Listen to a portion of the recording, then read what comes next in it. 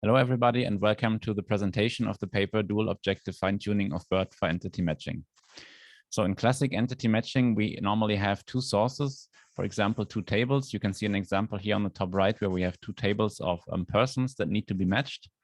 But in recent data lake use cases, we often even have many sources where some of them even provide shared identifiers. Example domains for this could be e-commerce, where we have GTIN numbers for products, or for example, libraries where we have ISBN numbers or ORCID numbers and more. When we have these shared identifiers, we can then group together these heterogeneous entity descriptions from different sources and use these as training data to learn a classifier or a recognizer for a specific set of products. In this example, we have 4 e-shops offering phones, and 3 of them mark up their products with the GTIN. So we can use this data to learn a classifier, which we can then apply on the entity description of the last e-shop that does not provide GTINs, and can then recognize which entity the specific entity description describes. So what I was talking about is multi-class classification for entity matching, where we match single entities to a certain set of known entities. This can potentially outperform classic binary matching for head entities with a lot of training examples, because here we have a lot of, we can learn very specific patterns for these entities because we have a lot of training examples on how they look like. But the big disadvantage is that this completely fails for unseen entities. So entities that do not have any training data, and they have to be summarized in some kind of other class, for example.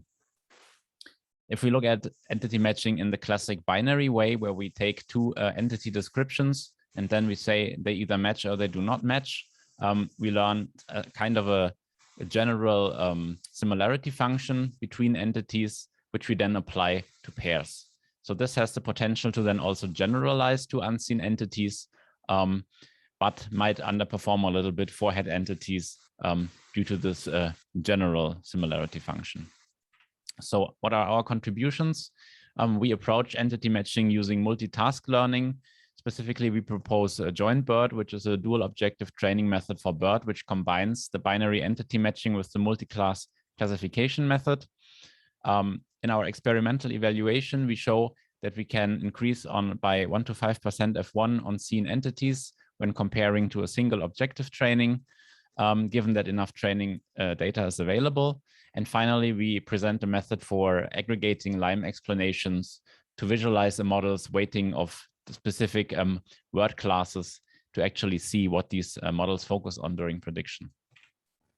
So this is what the general architecture of dual objective training looks like. Down here, we have a standard transformer architecture. This can be any model like BERT, Roberta, or DistilBERT, any transformer. And then we feed in here 2 entities. So we feed in entity pairs using the standard sequence classification input of transformers, and finally use the contextualized classification token up here and feed this into, on the one hand, the binary objective, where we classify this specific pair into either matching or non-matching, but we also feed it into our multi-class objective, where we then also try to predict additionally the specific IDs for the left-hand and right-hand entity in a pair. The overall loss is then calculated as the sum of the 2 separate cross-entropy losses across the 2 objectives. And the idea is overall that like this, we can incorporate information also from other entity descriptions seen during the training, in addition to just simply looking at the current pair. So for evaluation, we experiment with a set of multi-source matching tasks as well as 2-source matching tasks. For the multi-source matching tasks, we have the WDC product data sets across multiple categories and training set sizes.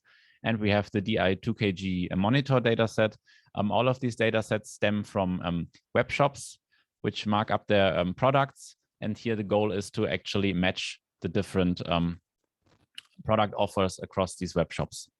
And if you look at the right-hand column here, which signifies the percentage of entities with a certain minimum number of descriptions, for example, the 5 here means that in this training set, this percentage of entities is represented with at least 5% different entity descriptions. And as we can see, this number is rather high for the multi-source matching tasks, and also in here for the larger training sets. And when we look at the classic two-source matching tasks, we can see that this is not really the case. So here we have we don't have a wide variety of entity descriptions for many entities. Then we compare this dual objective training to multiple other matchers. So first of all, Ditto, which is also a matching system based on transformers, which applies additional data augmentation techniques. Here we use a BERT-based model inside Ditto. We have some basic pre-trained transformers, and we also have Deep Matcher, which is one of the earlier neural network-based entity matching systems, which we apply in its RNN variation. So these are the results we get for the multi-source matching sets and the larger training set sizes. We can see that JointBERT outperforms all of the other systems. And this pattern is also visible across all the different product categories here. And also for the scene part of the DI2KG monitor evaluation sets, we can see that here this also outperforms the other systems. So overall, this dual objective training performs best in multi-source settings with scene entities where we have enough training data for both of our objectives. On the other hand, when we have smaller training sets, or we are predicting on unseen data, or we are looking at two-source matching tasks, we can see that here mostly a robustly pre-trained transformer using a single binary matching objective performs best in these cases. So finally, we then want to explain these matching decisions by using Lime as a model agnostic explainer. So what you get here is one explanation for every prediction. And we would then wanted to try to derive more global explanations from this by, first of all, taking a subset of the pairs from our WDC dataset and manually binning words in these pairs into a general domain-specific word classes. You can see an example here in this table, for example, model numbers, model names, and then we get the explanations for each prediction, and then use these general word classes to aggregate the explanation weights across all predictions, and then visualize this to see what the model actually focuses on. So this is what we can see on this slide. This is a visualization of the true positives for matches which are either solvable or not solvable using the model number. So on the left-hand side, we can see matches which are actually solvable using the model number. So here both entities in a pair contain the model number somewhere. We can see that here the transformer-based methods focus very strongly on this model number attribute, while Deep Matcher does not put that much weight on it here. On the other hand, when we look at the group which is not solvable with a model number, so here one or both of the entities do not have a model number in their titles or descriptions, we can see that here then the models shift their attention to the model name, which can be considered the second most important attribute for matching. And here then the transformers also put more weight on this than, for example, the Deep Matcher model. So overall, our conclusion is that all models learn to focus on the important words in these entity descriptions, but the transformers can pick out these model numbers way more precisely and focus on them and learn that they are very strong predictors, while they are also capable of falling back to other word classes if these model numbers are no longer available.